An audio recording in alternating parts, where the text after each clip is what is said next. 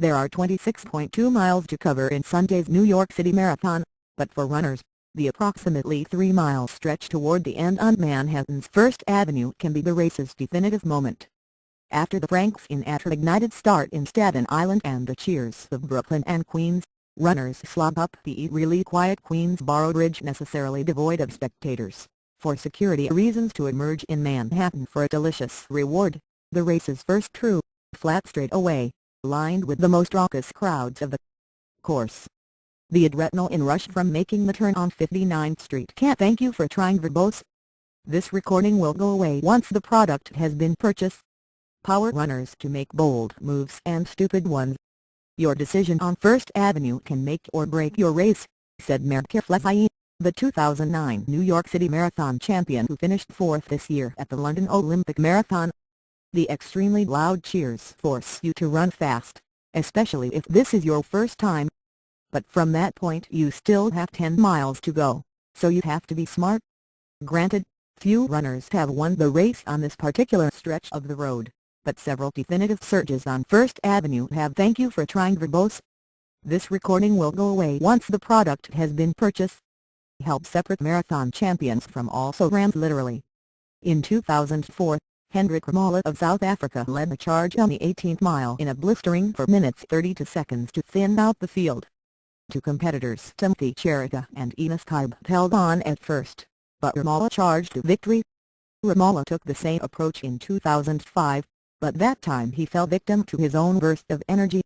He ended up finishing second. The winner of last year's women's race, Firehiwot Dato of Ethiopia, was more than a minute behind when she emerged. Thank you for trying verbose. This recording will go away once the product has been purchased. On First Avenue, she was trailing Mary Keitany of Kenya, who had led the field from the starter's gun, running a world record pace.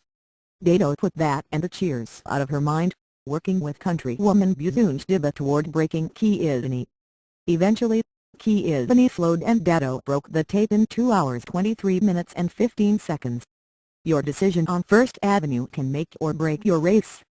Medker Flefai, 2009 New York City Marathon champion on the straightaway. We just ran our own race, Dato said through an interpreter. The temptation to surge on first. Thank you for trying verbose. This recording will go away once the product has been purchased. Avenue can come from the feeling of redemption that comes not only from the wall of sound one encounters on the avenue, but from surviving the desolation of the Queensboro Bridge. For safety and security reasons, no spectators are allowed there. The race's first quiet stretch in 16 miles, particularly defeating at a time when runners are starting to feel sluggish. When Olympic marathoner Tara Goucher was deciding whether to run the race, she previewed the course from the lead truck in 2007. She said she was particularly stricken by how quiet the bridge was. It blew my. Thank you for trying verbose. This recording will go away once the product has been purchased. Mind that I could see them come over the Queensboro and the runners are all alone. I could hear them breathing. Still, the thrill of running First Avenue this year may be muted, somewhat, in the wake of Superstorm Sandy. As of Thursday evening, transit was still snarled throughout the city. It happens each November, as traffic is diverted from the marathon course, but this week, it is an unwelcome hindrance. Whether the race should be run at all has become a debate, since the marathon would require so much manpower, resources and attention during a time. Thank you for trying verbose. This recording will go away once the product has been purchased. Of citywide strain. In years past, the roads have been cleared for runners to discover the city and the limits of their own endurance. On Sunday, the roads will be cleared once again, not only for the spectacle of a marathon but as a demonstration of the city's resilience.